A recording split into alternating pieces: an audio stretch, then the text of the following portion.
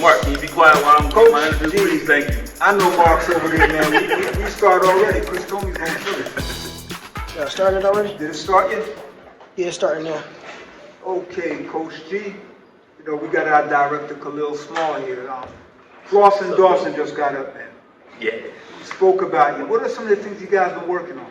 Well, you know, like I know you've been watching Mark. He is probably one of the most technically sound boxers that I work with. So Right. I don't have to work on his boxing skills too much. His instinct is great, but I do want him to start stopping these guys that he's fighting. Right. He outboxes anybody he put in the ring with. Mm-hmm. But you know, like I know fans want to see Knockout. fans want to see knockouts. Fans want to see people sitting on their can, and he can do it. He gotta stop backing out when he hurt a guy. I need him to finish.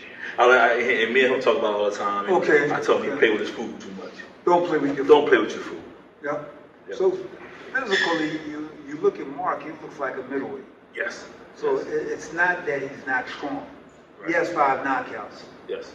But as you said before, when you get your man hurt, don't play with your food. Don't play with your food. Mark will outbox anybody.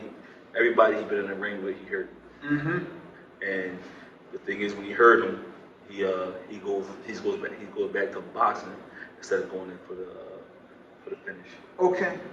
That's the pure boxer in him. Yes. Okay. And some of the exercise and things you've been doing with him.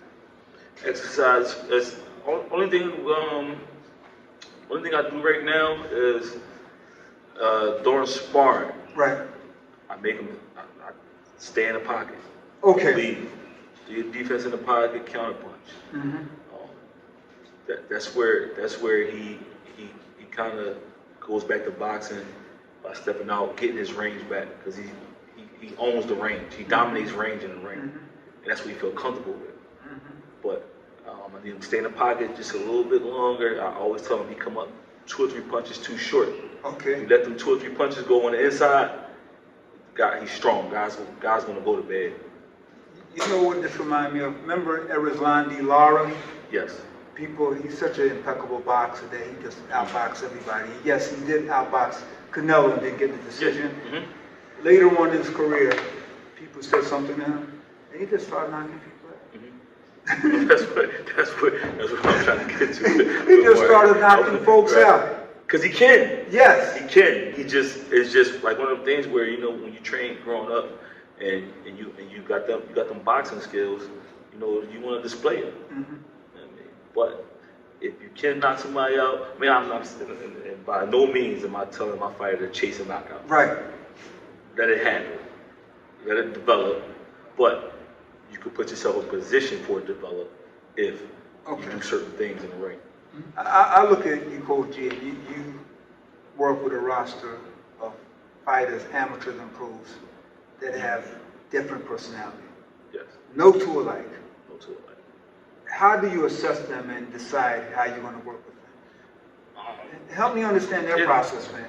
Well, first things first, you got to find what motivates the fighter. Okay. You got to find what motivates them, and then you take it from there. Of course, you train their strengths.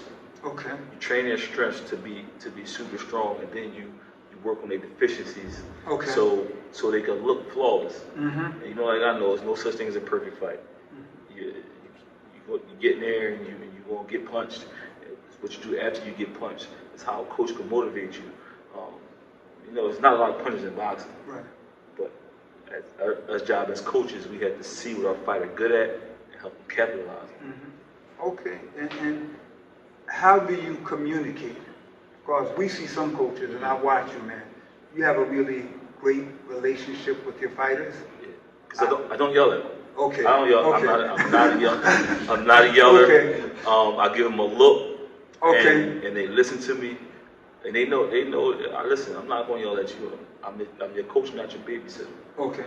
So I tell you to do something. I can tell if you did it. If you was in the ring and you did it. So if you was out, and I tell you to do some road work, and you come back to the ring and you can't do 2 rounds, no, you wasn't running. Okay.